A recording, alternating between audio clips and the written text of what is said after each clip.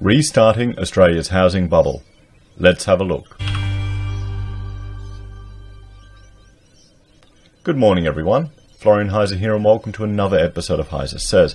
I've got my morning stein of coffee, and I thought we would start the day by looking at this article from Business Insider, looking at the potential for the housing bubble in Australia to be restarted if we implement negative interest rates and quantitative easing, which are both being discussed more and more in the media. Now, before we go through this article, I want to jump over to two bits of information, or two websites. One is from Trading Economics, looking at the housing price index quarter on quarter. And then we'll have a look at just some information here from the RBA. Now, I've discussed negative interest rates in the past, and I will link to that video right above here. And I've also discussed quantitative easing, both quite recently. They're both appearing in the media more and more. It seems like, well, maybe my tinfoil hat theory crafting is going on, that we are being prepped for these type of things. Now, if you haven't watched these videos, please have a look.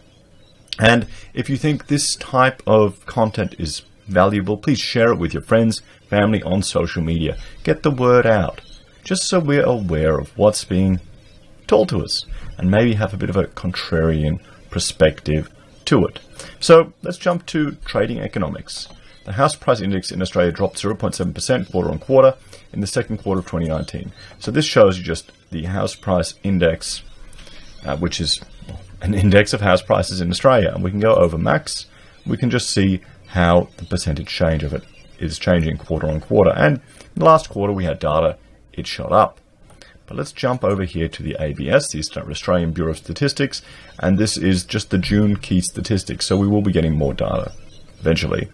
But what we can see here is interesting, is just seeing the quarter-on-quarter changes in each of the different cities. You know, now Melbourne and Sydney have gone up, and they really weigh the whole index a fair bit and the valuation of property. But one little graph, sorry, not about this release analysis, I just wanted to show you, was down here, the total value of dwelling stock in Australia from 2016 June to June 2019. So you can see here it kind of peaked in December 2017 and it's gone back down. Now this is just important to consider because this also has a wealth effect and a flow on to the rest of the economy.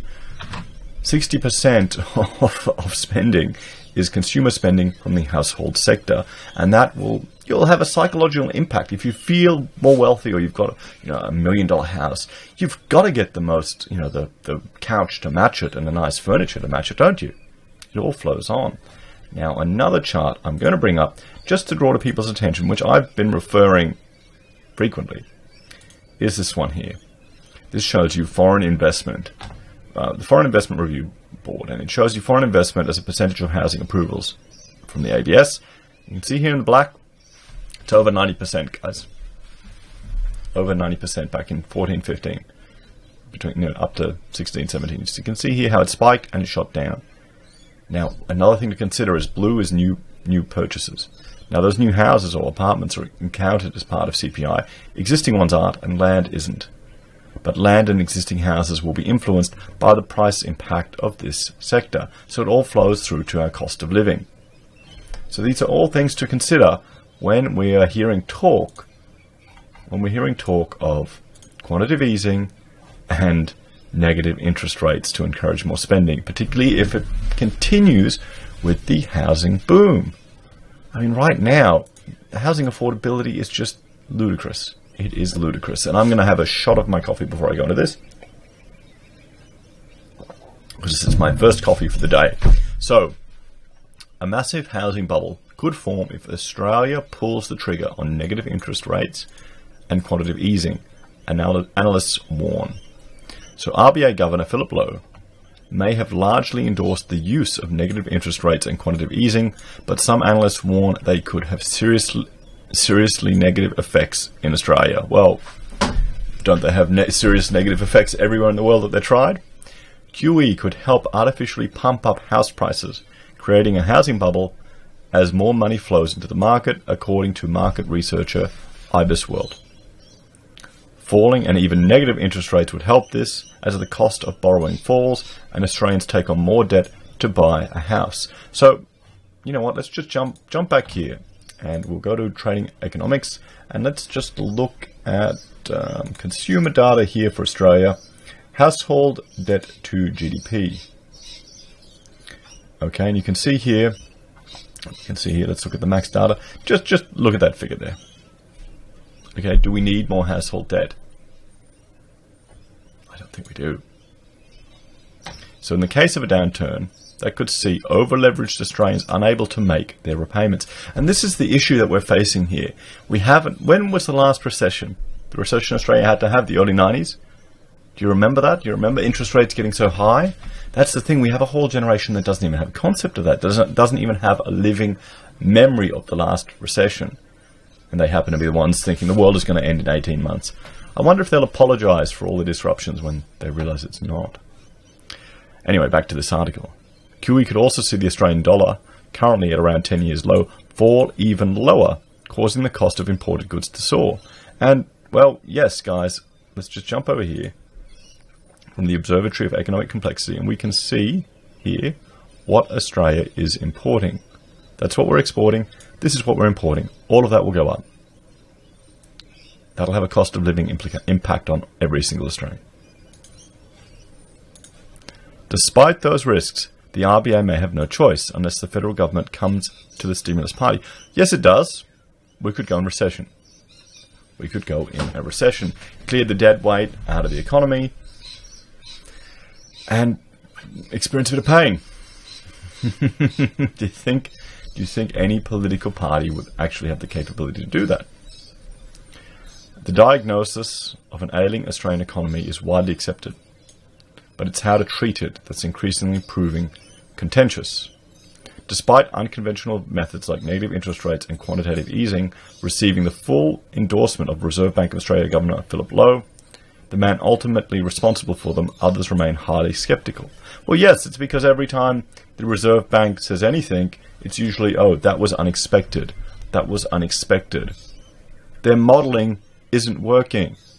You've got to remember, every model of a complex emergent system is a simplification of it, because it is impossible for us to capture, well, if you believe in quantum physics, if you measure something at a quantum level, you change its measurement, or you change the outcome, you influence the outcome. So how is it possible that we can actually measure a complex system and accurately model it and predict the future? Can someone explain to me how? Okay, maybe I'm going a bit off the rails here, but just the complexity of our economy is to such a point that we can't even measure it accurately, and we're trying to make forward predictions on outdated data. So that's because having never been tested, the effect of tools like QE, where a central bank prints more money in order to purchase government bonds and other safe assets, is not entirely known. Well, yes, it is. It's happened in Japan. It's failed. The ECB, European Central Bank, has pretty much announced they're doing it forever. How's their economy going, guys? They don't want to let Britain leave because aren't they propping it up? So the RBA has started that it would consider using a QE-style program to inject more money into the economy. Ideally, the recipients of these funds would use them to make greater investments and generate economic activity. However, the effectiveness of this policy in Australia is likely to be limited given the existing abundance of money supply. IBIS World Senior Analyst Jason Aravanis said in a note to the Business Insider Australia. One thing to consider is Steve Keen's. So his suggestions, maybe looking at a modern version of a debt jubilee. That would be interesting. Can you ever see it happening? No, we need to keep the plebs poor, guys. Keep the plebs poor. Drown them in debt so they'll never wake up to what's going on. Create social disharmony between your different groups of populace and cause division there so they'll never unite and realize they're all just being sucked dry of money. See, I'm too cynical in the morning. So IBIS World warns a QE program would help push the price of less risky assets up as the RBA buys them, reducing their rate of return and forcing Australians to take on more risk to get the same results. That could in turn see Australians up for plenty of heartache if the country were to then enter a recession as the value of riskier assets plummets and their wealth is eroded. But that's not all. It is also possible that these funds will flow into the property market instead. Well, yeah, where else are they going to go? Australia is a primitive economy. Where else are they going to go? And I'll bring up a quote. This is a quote from Matt Berry. And this is in 2016. 67% of Australia's GDP growth, the growth in their GDP, came from the cities of Sydney and Melbourne, where both state and federal governments have done everything they could to fuel a runaway housing market. The small area from Sydney's CBD to Macquarie Park is in the middle of an apartment building frenzy that alone contributed 24% to the country's entire GDP growth for 2016. 24% of the entire growth in 2016 went into that area. So, it's a pretty safe bet to bet a carton that it's all going to go in the property market. Where else is it going to go? Is it going to go into our advanced IT sector? What is it going to go to? Maybe feminist courses at universities or more social studies? Yeah, sure. Come on, guys. Seriously, it's going to go to property. What else do we have? Consequently, maybe it'll go to nuclear power. Wouldn't that be good? Cheaper electricity for every Australian. Consequently, this measure risks only further inflating housing prices rather than stimulating the economy, he said. In other words, QE could more likely creating a housing bubble than what the economy really needs. Significant growth of jobs, wages, and spending. What does that tell you? What does that tell you? We don't need to artificially have the state moving money around. And, okay, it's a private bank, but still, same effect. We need to reduce red tape, we need to create special economic zones, and we need to be very strategic with where, as a nation, we push our resources. We need to create incentives for business to set up in Australia. Maybe reduce taxes, reduce red tape. Okay, how many people do you know don't want to even employ someone here? I know someone left a comment yesterday on a video bitching and moaning how their boss had, new tires and all, just pretty much complaining that they weren't getting any of the advances of their boss and they haven't gotten a pay rise in years. And I wondered, well, okay, then you're stupid because you haven't quit, get a better job, or maybe start up your own business and do a better job than your boss. Okay, it's a lot harder to, when you take on the risk, you can often get rewards. You can get the new tires on your four-wheel drive. Or you can lose everything. You put your house on the line. People don't understand the struggles of small business. It's not all roses, guys. Honestly, sometimes you have to pay your staff before you pay your mortgage. Before you pay yourself. Let me know in the comments if you've been in small business and, you've had a client that hasn't paid, but you've had to scrape together enough to keep the guys going. I know I have. It's bloody annoying, particularly when millionaire clients just don't pay on time because they don't have to. The threat of a housing bubble has already been raised by the RBA itself. With low warning, falling interest rates could help create one as the cost of borrowing drops.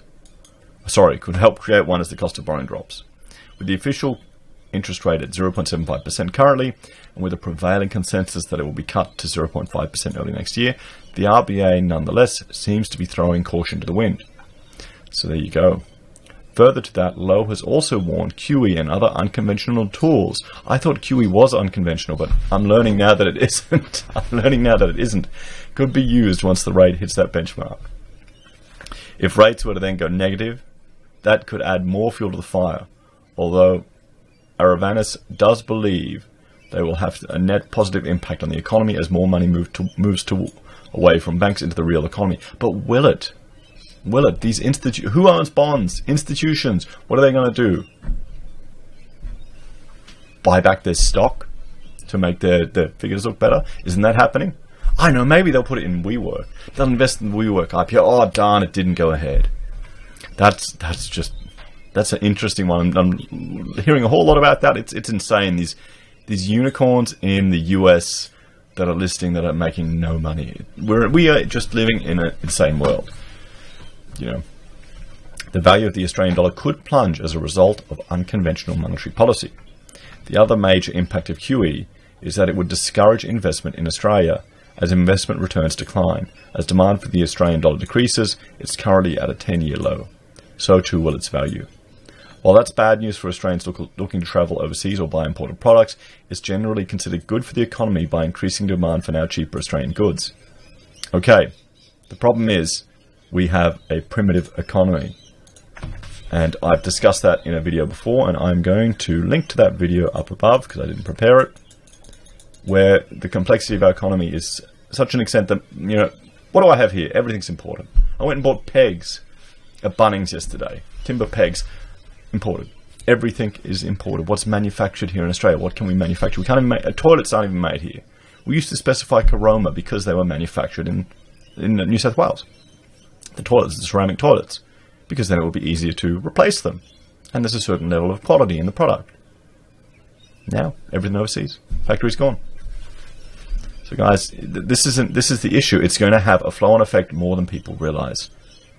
Our economy is so primitive now. We are like we're turning into a little Pacific island that depends on everything imported from New Zealand. So, in the current economic climate, however, it's unlikely to help Australia anyway. By depreciating the currency, the RBA would potentially improve export competitiveness and deliver an increase in inflation by making imported goods more expensive. So, this means your cost of living as a normal citizen will go up. The RBA wants to increase your cost of living. They want you to spend your money because it'll buy less now. They want to use that to stimulate the economy. They want to nudge and manipulate your behavior. Okay, how's that a good thing for the average Australian when you're struggling? For a pensioner, worked hard his whole life, savings, now earning no interest rate. How's that a good thing? However, this strategy's effectiveness is predicted on other central banks not seeking to devalue their own currencies. He said, well, there you go. So what do we have here? International policy rates, and you can see here, they look at Australia. Look at where we are heading. Damn. And there are more countries, or Eurozone on zero, but some banks are negative.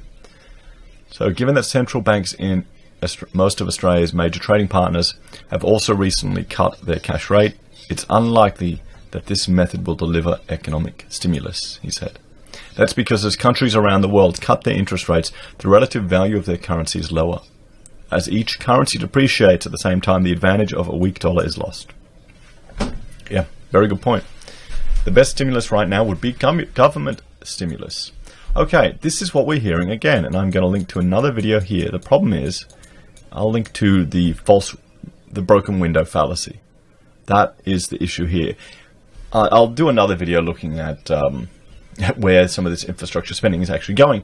But just here's a question to you. In a primitive economy, where a lot of our, we're digging stuff up and we're farming stuff up, is widening a road in the city going to make that much difference? Is building the, River Rail tunnel here in Brisbane, is that going to make that much economic difference? In the long term.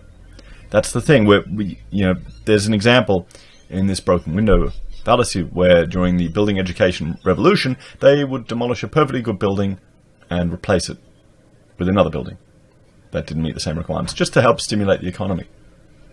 That's not investment, guys. That's not. You look at these projects, they're all just roads. They're all just roads. Most of them are roads. Our dam infrastructure hasn't kept up. I just went out west and it's dry as a bone out there.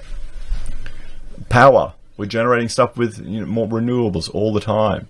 And I've realized I have an aversion to solar power now. Whenever I see it on the road, I see these farms with, like 5 panels, they're hooked up to a grid. And I'm thinking, why the hell does that guy need a subsidy for this stuff? And they don't. It's subsidized money. It's all been subsidized everywhere. It's charity. It's broken window money. Okay, so let's have a look. Given these arguments, Aravanis joined other economists, including Lowe himself, in calling for the government, not the RBA, to spearhead stimulus measures. As the RBA has cut rates to zero, it has become evident that the capacity for monetary policy to meaningfully stimulate the economy is now marginal at best. In contrast, expansionary fiscal policy is likely to be far more effective in the current economic climate. Yes, but you can't just flick a switch and stimulate the economy with the government. It's too slow. The government is a slow machine. You could maybe give people free money. What will they spend that on? Guaranteed, look at debt reduction. I'll link to another video here where Queensland is pretty much doing the same thing. I'm just looking at the time over here, guys.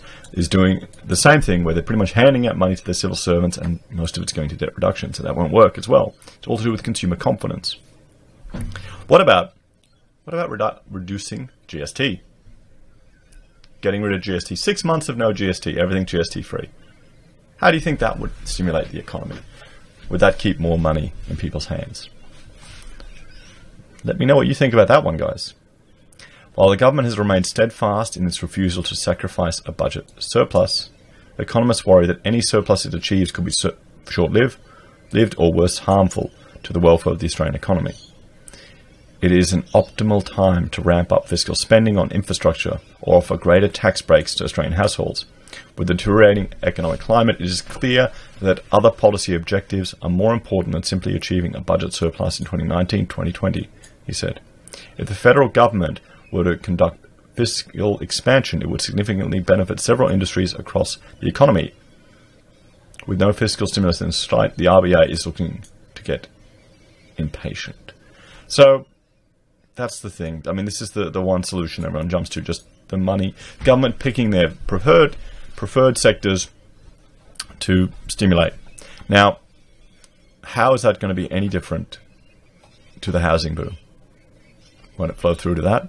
Won't it just cause an inflation in infrastructure spending? That's the thing. It'll be rushed. Let me know what you all think, guys. Do you think it is the solution? What about actually getting tax cuts to people day to day? Or I know. How about forcing the states to get rid of their petrol excises? How much bloody tax do we pay on petrol? How much of a day-to-day effect is that having on your lives? We drove out to Bunduma Dam, and of course I missed the turn. So we ended up going along the Toowoomba bypass, which was a significant infrastructure project. Big road, pretty road, built so people could avoid Toowoomba. By the time it's finished now, the traffic has decreased because there's a lot of trucks and, for the mining industry, all the boom going through Toowoomba. And there was virtually no cars on it. It was a toll road. I got to go on it for free. Looked nice. Is that, what's happening now with the ongoing economic benefit of that infrastructure investment? So guys, let me know what you think in the comments. What would your solutions be? Please like, share, and subscribe to the channel and the content. I really appreciate it. If you'd like to help me produce more videos like this, I have a subscribe star and a Patreon, and every little bit helps. Thank you all very much, and I'll talk to you later today. Take care, guys.